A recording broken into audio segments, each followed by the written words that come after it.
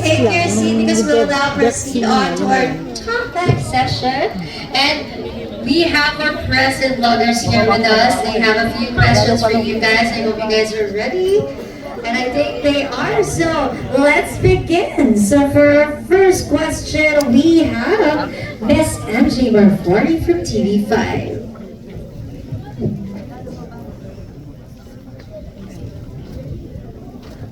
Alright, lumabas si Ardes, si Miss MJ. We'll now proceed on to Miss Kate Adahara of Random Republica.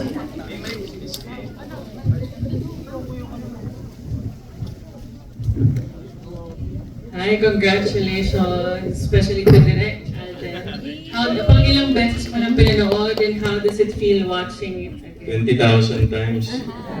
What's the experience? Yes, the actual material shot for Out of Order was actually 3 hours and a half long. Ganun siya kahaba. But because of Netflix standards, we had to trim down, resequence quite a bit. But when I watched the first edit kasi nito, yung 3 hours, parang dumaan lang siya because ako, when I saw the script and when I saw my co-actors here, sabi ko hindi pwedeng merong maiwang role. And I think the film is very evident, of course, to Francine, to Miss Yayo, to Heaven, to Joy Chings, and to Nico, to Tito Sol, especially Tito Sol, and of course, Tito Noni, Miss Andrea Del Rosario, ang debut sa pelikula ni Mama Ten. Actually, every role was essential. Walang hindi pwedeng wala dun. But more than anything, regardless kasi, may it be the 3-hour and 30-minute material or the 1 hour and 45, the message is still there. It's evident and obvious. And sobrang nakaka-proud lang. Sobrang nakaka-proud lang na nakita nyo to, napanood nyo yung debut na hindi sa cellphone, hindi sa TV screen nyo, kundi sa big screen natin. So, kahit hindi man theatrical release si Out of Order, we made sure that the premiere of this film would be something memorable din naman para sa ating lahat. Very happy and fulfilled. Sobrang thank you. Alden, tama nga ba? You took part then in writing the story? Yes, actually, from the first letter of the script, andun na po kami. We had 2 months to develop the script. We actually had lawyers as writers for this script, particularly si Attorney Karen Lustica. Siya yun, and she really made time for us, and of course with yung head writer natin, si Mr. Randy Villanueva, which is a Palanca awardee. And then of course, with me, ang partner ko dyan is, of course, Direk Ryan Evangelista, who's also here tonight. Patago lang si Direk Ryan. And of course, the whole Viva and Myriad team really worked so hard for this because the soul of the film is the script. And all the other moving parts are essential. But the script is our Bible. So it was 3 months yata, if I'm not mistaken, or 2 months in finalizing the script. Kasi dun babase lahat ng galaw namin. So we had to make sure that the script is perfect and not just okay na yan. We're not a fan of that. Thank you. Last question, your thoughts na very timely siya sa nangyayari sa bansa ngayon, and what do you wish it will, yung impact niya na makikreate, ano yung wish mo? The battle for justice is every day. Injustice is very dominant in our society, hindi lang sa Pilipinas. Unfair treatments, people in power abusing their position. I am just so frustrated with what's happening. Niloloko tayo ng mga people in power. And I'm brave enough to say that because it's quite evident. Hindi ako magtatanga-tangahan sa nakikita ko. Because that's my favorite quote, and that lately for this film is, justice is not blind, it's being blinded. Binubulag ang hustisya para sa mga tao. And with this film, I hope it would be a reminder that with courage, and as long as we're fighting for the good and the good of all our fellow men, we can never go wrong when we fight for justice and the truth. I hope this film will deliver that message. And the reminder to keep on fighting for the truth is every day of our lives. Paglaban natin yung dapat para sa atin, all the time. Salamat at ang ganda ng pelikula. Congratulations. Thank you. That's good. Thank you, Los. Random Republica. Up next, we have Mark Magadia of Maganda Ba Movie. Hello guys. Congrats sa pelikula. First question ko would be for Aden din. Bilang director, gano'n kaka-hands-on sa technical ng pelikula? Kasi we've heard before na may ginamit kayong bagong technology sa pag-shoot yung camera. So, ano to? Gano'n, yung experience ng paggamit na yun, paano siya nag-reflect sa ngayon na napanood mo na sa big screen yung pelikula? Yes, to be honest, I'm not really familiar with the technicalities of the requirements. I just know that there are lights and cameras and lenses to be used when making film. But as a director, my vision and what I wanted to see on screen is clear. So with that, tinutulungan ako ng technical team natin and my DOP, which is Eric Oven, my camera, si Kuya Eric din, at saka si Zarina Burbano. They're the ones who, and of course, Derek Ryan, they're helping me with the specifics of it. Kasi hindi ko naman alam kung para saan ba yung lenteng to. I mean, with the technology as well, I think you saw some shots here that it feels like that the shot, suot-suot ng character yung camera, and that's what we call a snorri cam. It makes it more personal, and I think that snorri cam shots were meant for the audience to actually feel every movement of the character wearing that camera. So kita natin sa opening kay Tito Noni, pagbangon pa lang niya sa kama, naka-mount yun. Actually, pag nilabas namin yung behind the scenes, makikita niya naka-strap siya sa katawan namin, and then may camera in front. And while you're acting, kailangan alalayan mo yung camera. So ganun namin siya ginagawa, and I think it made a difference with the film. But right now, since I'm also gonna be starting my next directorial job, it's also a partnership with Viva and Myriad Entertainment.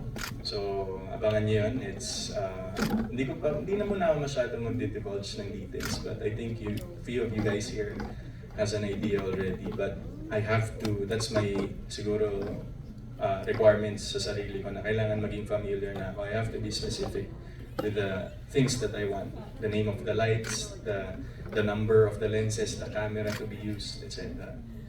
Okay, thank you. Thank you. Alright, thank you. That was Mark Magadia of Maganda Ba Movie. Up next, we have Nurse Alma of GMA Entertainment. Hi, good evening. Siguro, first, maganda yung movie. I love the twist. Ayun. Thank you, Mama Tenar. So siguro sa twist na lang, no, for Joyce. Nung nabasa mo yung script na to, ano yung first reaction mo? Kasi yung, especially yung part ng revelation, di ba? Personally, nagulat po ako talaga. Kasi nung nagsa-script reading kami, ina-enjoy ko lang yung dynamics naming tatlo. Na parang tropa-tropa, enjoy. Tapos pagdating sa dulo, parang ako rin, nung binabasa ko, nalungkot ako kasi, ay, bakit ako traidor? Hindi ko matanggap. Sana si Tolitz na lang. Pero super natuwa po talaga ako at na-excite ako na gawin yung pelikula. And again, more than the twist, parang na-enjoy ko talaga yung dynamics namin tatlo doing the film. For Heather naman, ano yung naging learning mo dito from your character? Learning ko po? Dami ko natutunan kay Direk. I mean, pag kinakausap ko lang siya, bilang aktor, nakita ko kung, sabi niya nga kanina, ano yung sinabi mo, Direk? Parang sinabi ko kay Evan kasi, did you know that you have a very good voice tone? And may nakapagsabi ng ganon sa'yo. Sabi niya, ako pa lang daw yan. But yes, kita niyo naman, di ba? Husky pero ang sarap pakinggan. Okay, let's go.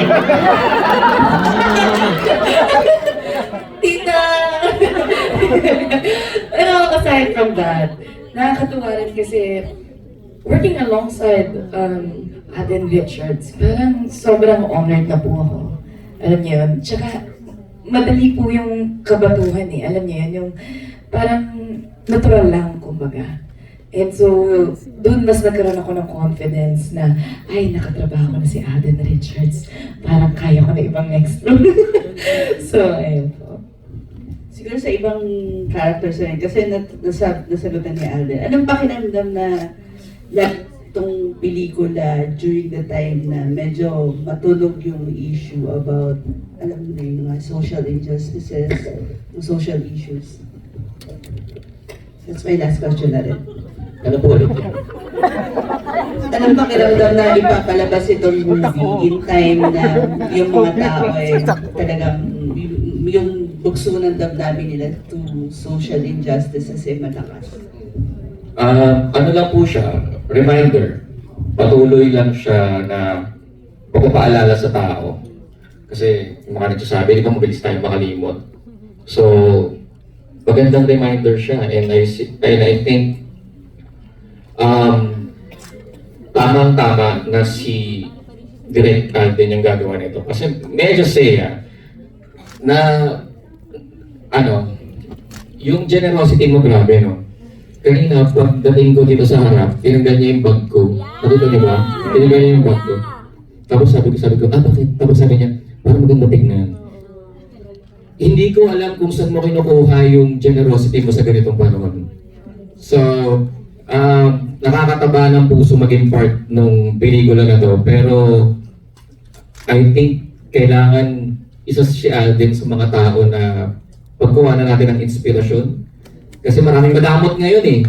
So, kailangan magtulong-tulong tayo para maging generous pa sa isa't isa. Para maiangat natin yung pagkalugmok natin sa panahon na to. Saka, Direk, thank you for, I'm honored to be part of your first 5 films.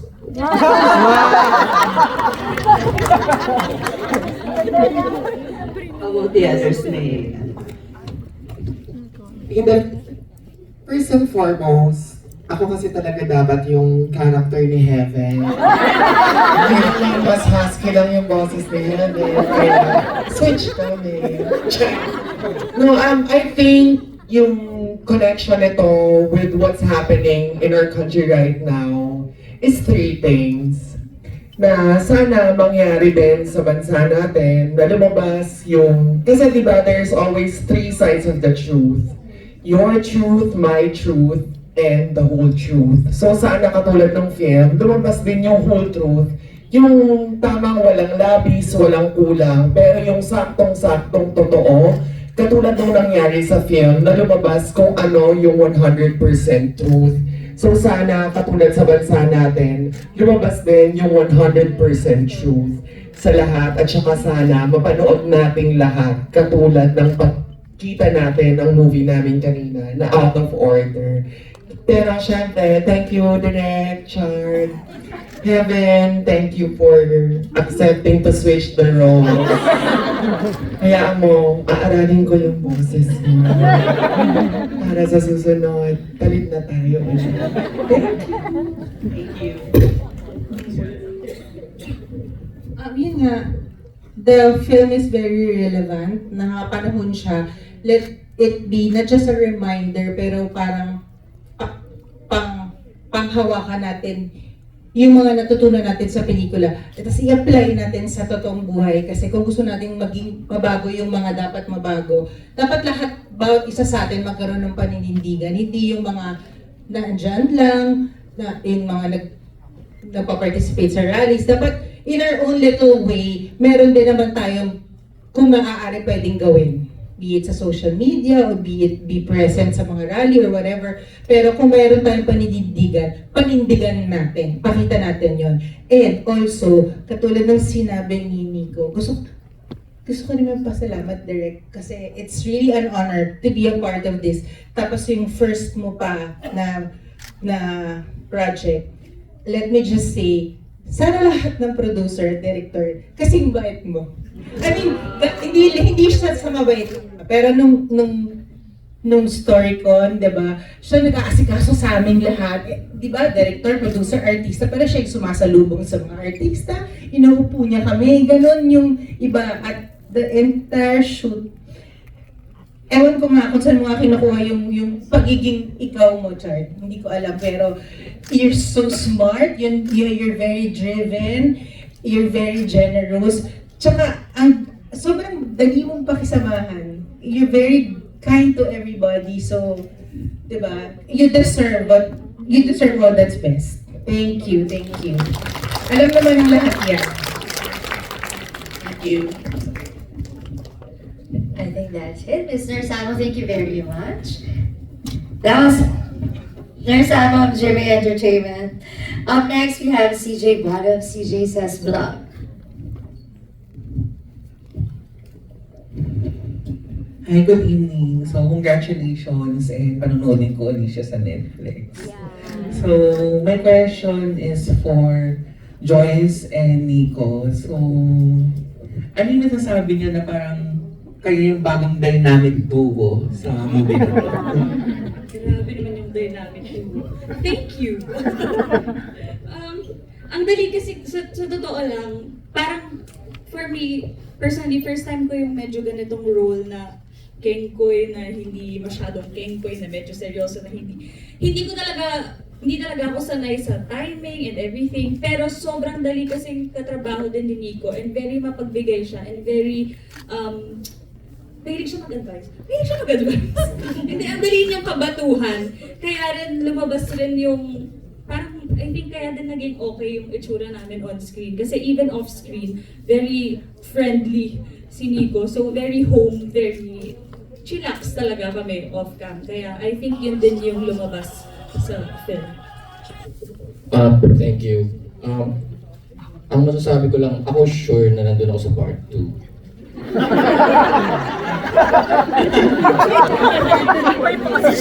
Kung uulitin niyo po sa October 2, kitang-kita po natin na tinamaan si Gabby dito lang. So baka naman.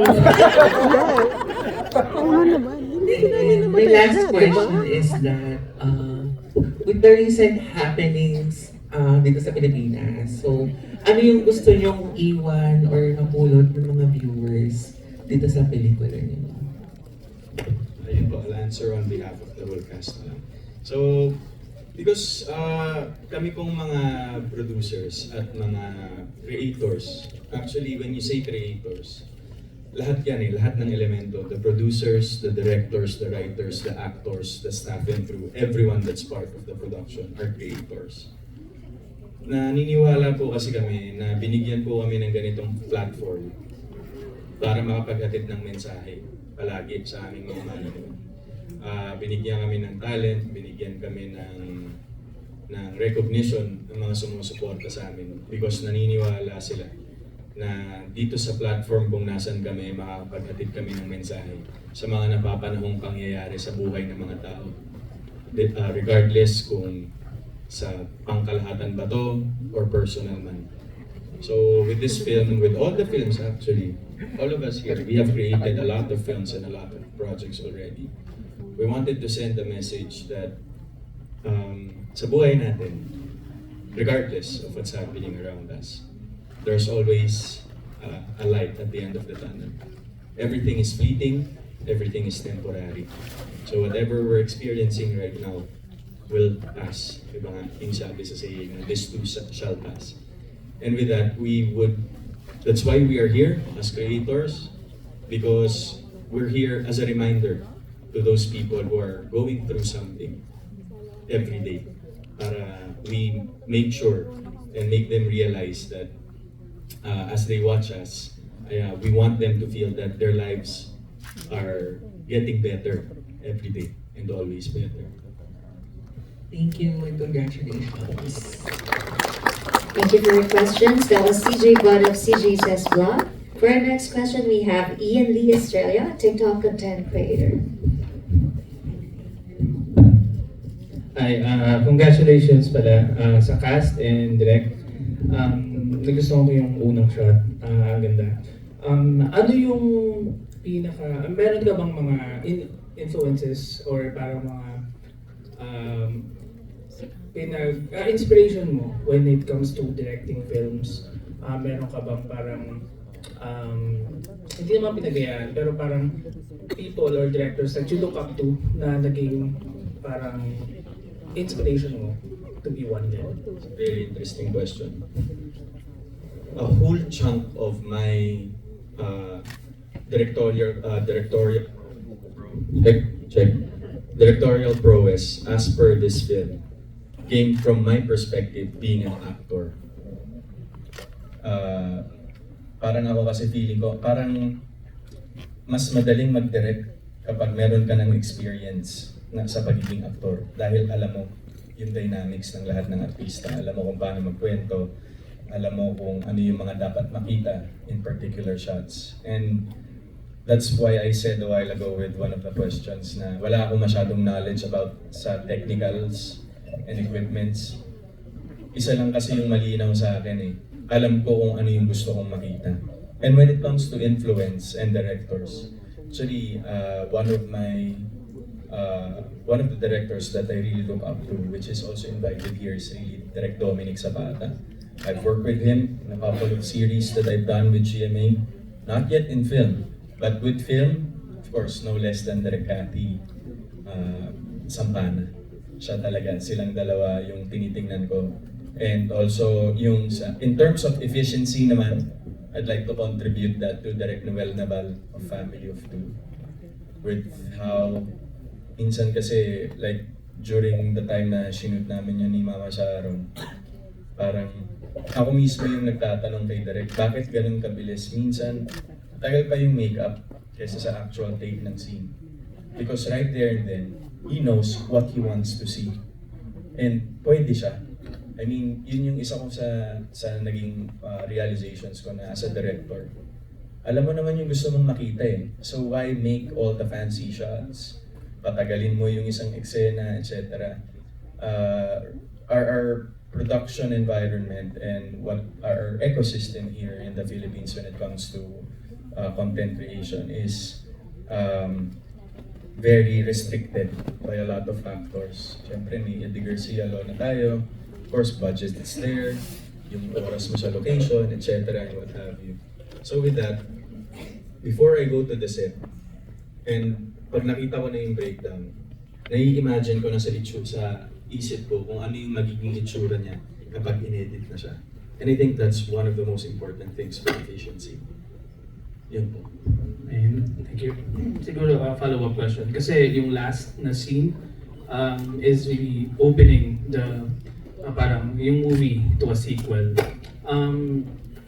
Parang personally, I think medyo may part sa akin na parang maganda siyang maging series eh. Kasi ang daming scenes na parang mas maganda, paano ba? Open-ended. Yeah, open-ended siya, pero yung the way the story revolves can be explored more kapag naka-series siya. Pero would there be a chance na magkaroon, or sure na ba na merong sequel or parang a series na related dun sa original na film? Since prior to the production of this film, we've talked about where it's going to be released, and we all agreed to release it on a platform which is Netflix. I made sure that there's gonna be open-ended scenes.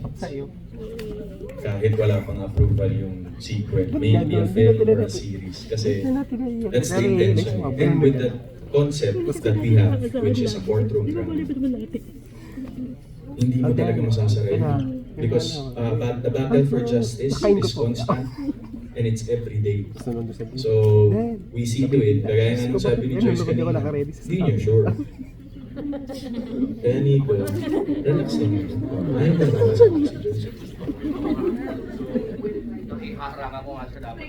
Check. So yun. Tsaka prequel din, di ba? Parang it's also saan galing yung mga backstory. And yun, sana, with your help. Yun pala yung tawid din. And natuwa rin ako dito with this film kasi yung plot twists, that made the storytelling even more interesting. So with your help guys, kung gusto nyo magkaroon ng prequel or sequel to, i-like nyo yung thumbs up button sa Netflix when you watch it. Para eventually, naging Netflix original na siya.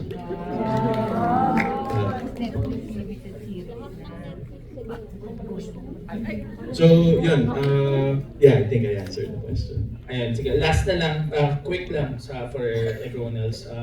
This is yung first film ni Direk, and what are the most memorable scenes or parang experiences you've had with him during the filming?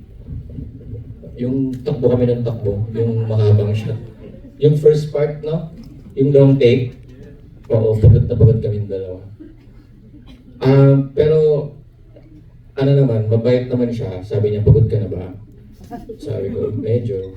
Tapos yun, binigyan niya akong tubig. Hindi ko makakalimutan. Siguro sa akin pinaka-memorable, si Alden kasi tsaka si Nico yung palagi kong ka-eksena eh. So, bago mag-take, nag-work siya. Tapos pag-take, nag-work na naman siya. Hindi natatapos. Ako, ang dami. Kasi, okay, yung shot natin, nag-coffee tayo. Nakita mo ako sa coffee shop. Actually, first scene namin yon together. Tapos doon ko, sobrang kabang-kaba po talaga ako. Like, paano ba? Ganyan-ganyan. But he was there to assure me. Dahil sa kanya naging confident ako regarding my character. And also, I just wanna share, before kami nagsimula dito, pumunta tayo, diba? With that immersion. Do you wanna explain the immersion? So that's how we really prepared for this. We went to the QC Hall of Justice, Heaven and I, with our writer lawyers. And then umupo talaga kami sa korte. And we saw actual litigations, particularly murder. Because murder yung kaso na nandito. It was not an easy sight to see because andun yung parents or yung nawalan ng mahal sa buhay, and andun yung mga accused which are detained. And the ones na talagang napatunayan are also nasa kulungan sila. But saya lang, it's very interesting to watch. You know, there's a judge, there's the lawyer in defense of the accused, there's the public prosecutor, and then I think sa atin kasi wala tayong jury, which is yung mga commoners or people who can watch the litigation happening, and their feedback is also essential. I don't know why. Bakit wala tayong jury? Because particularly in the United States, mayroong jury.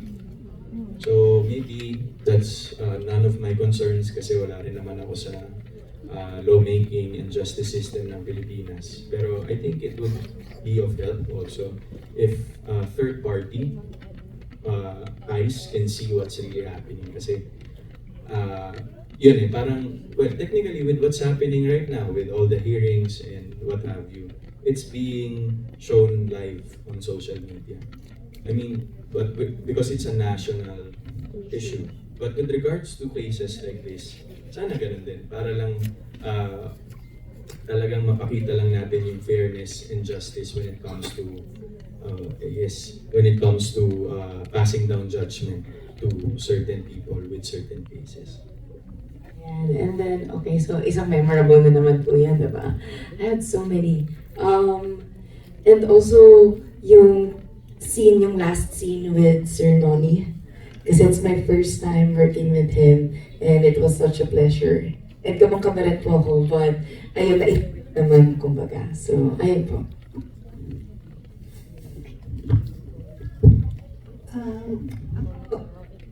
Second time ko na to work with you, Chart, pero nung una, hindi naman tayo masyadong magka-eksena.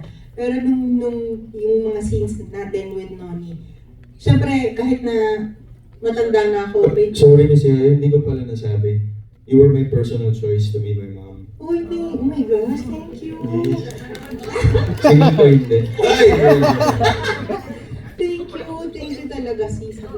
Kaya nung sinabi sa akin ng diva na I'll be doing this, wala naman akong kabog-kabog na talaga, oh my gosh, talaga si Alden, ganyan. Tapos, syempre si Noni, I've been working with him many times, over and over again. So, nung eksena pa lang natin, kinakabahan ako. Kahit sa tagal ko na ng trabaho na to, kinakabahan ako kasi sabi ko, oh my gosh, I've seen your movies, alam mo na, I'm a fan. So sabi ko, naku, kailangan di ako magkamali kasi nakakaya artista ka na, director ka pa, producer ka, kasi ko kailangan ko mag-deliver. Pero sobrang happy ako kasi inspired ako nung time na talagang ginagawa natin yung mga eksena. And also, congratulations. Ang galing mo. Kasi nung story ko, nung medyo nag-small talk kami, parang sabi mo, di ba, parang baka hindi ka makadeliver. Grabe, ang galing mo. Bagay sa'yo maging lawyer. Galing. Everyone naman talaga magaling, kaya nakakatuwa kasi kahit hindi tayo magkaka-eksena, parang family. Family na siya. Ano ba? Wala pa. Ayun na nga, kasi memorable. One of my most memorables with Chard is nung after nung shoot, yun lang naman yung scene ko talaga. Pero he made sure na I would feel na super important nung role ko. Lagi niyang sinasabi sa akin, tandaan mo, kung wala ka dito, hindi mabubuo yung story. So hindi ko alam. True enough. Yes, kung wala si Francine, may story ba na? Alam mo, hindi ko talaga alam kung pampalubag loob lang yun. Dahil pinapalit mo yung role namin in heaven. Or dahil crush mo lang talaga ako. Hindi, so, ganun klaseng director, producer, co-actor si Chard. So, that will be one of my most memorable. Kasi di ba, when we do something, most likely, merong mga lead roles tayong ginagawa na hindi natin mafe-feel na we are part of the film or we're part of the series. Pero with this one talaga, sabi talaga sa akin ni Chard, hindi talaga mabubuo, kaya ikaw talaga yung inikutan ng story na to. Kaya prequel, para lahat pa din. Wala ka bang cancer sa prequel? Yes, wala. Thank you so much and congratulations everyone. Direct, thank you congrats sa directorial debut. Thank you very much. That was Ian Lee Australia, TikTok content creator. Up next, we have Miss Annalyn Husay of Manila Bulletin. Hello, good evening. Congratulations sa lahat. This is for Alden. Okay. Parang na-mental block ako, sorry. Anong klaseng fulfillment ba ang nararamdaman mo as a director compared to being an actor and a producer? And would you like to be called Direct Alden now instead of just Alden? Well, the fulfillment from this is, I would just like to let the industry know na ito po yung nagawa ng industriya sa akin as an individual. Sana rin po with all the young generation starting now. Sana ganun nyo rin itrato yung trabaho nyo dito sa industriya natin. We are given a once-in-a-lifetime platform to be public figures, to be inspiration to a lot of people. And we have to utilize and maximize our tenure in this industry with worthwhile commitments. So, yun po, ito po yung way ko to give back to the industry. Hindi po ako tumigil na tuto. Hindi po ako tumigil na my only question every achievement po or recognition that I get in this industry is what's next. I don't dwell in the recognition or the hype that I've had in the past. Because minsan kasi di ba yung iba, I always get to ask this question, oh, sobrang successful mo na, parang happy ka na dyan, parang di ba pwede ka nang magpahinga. Mga kaibigan ko po nagsasabi sa akin. Parang wala rin naman yun kinaiba sa mga artista or actors na bumilip sa sarili. Yung mga, or not only actors, but in people in general na masyado ng I don't know, conceited ba yung term doon na parang, hindi, kaya ko na to. Okay na.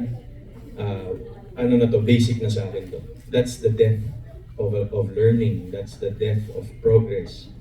And that's the death of your journey. So, hindi lang po ako tumigil talaga. I'm always hungry for learnings, experiences, feelings, emotions. Always hungry for that. There are times, syempre, na minsan hindi rin tayo okay. But, yun nga. Ba't ko ba ito sinimulan? Ba't ko ba sinimulan yung career ko dito?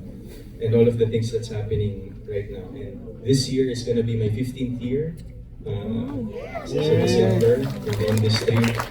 And hindi ako mapapagod to give more and to give back to the industry with how I live my life as an actor. So, ano yung second question nun? Dami yung sinasabi kasi. Okay. Pero in your future directorial jobs, will you always be an actor-director or pwede ka rin director lang? Depending on the project, no? Kung hindi, kasi I have to be honest, it's very taxing. It's very demanding to be of 3 hats in one project. But masaya siyang gawin kasi napupush ko yung sarili ko sa limits eh. Kumbaga, I was in constant debate with myself every day since I started filming this project.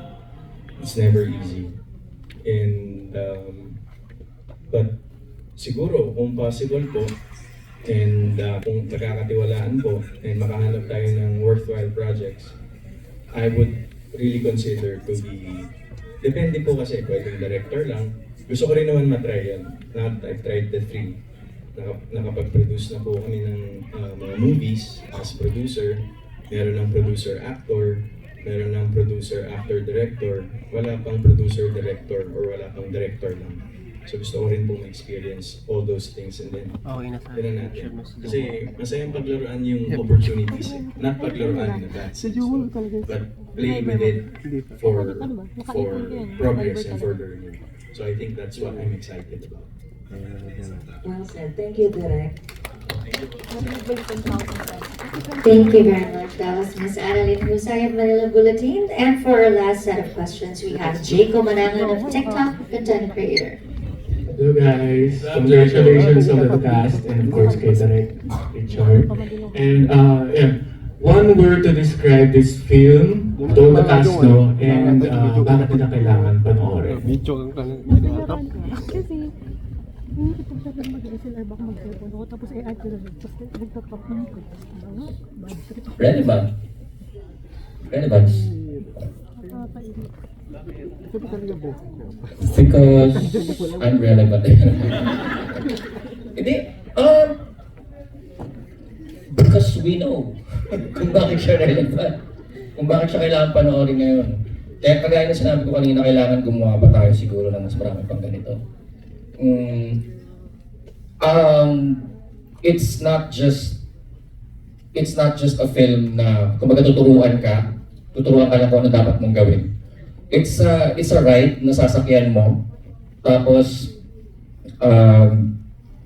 marirealize mo na lang pumasok na para sa iyo yung message. So in that sense, I think it's relevant.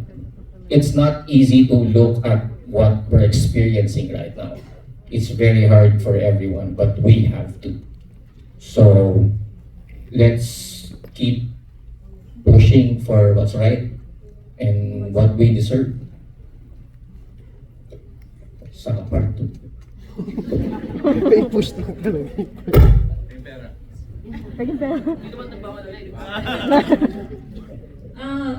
Siguro for me, fearless. Na in the sense na like si Attorney Roman, parang he had to be fearless kung gusto niya talagang malaman at makuha yung truth and yung justice na gusto niya.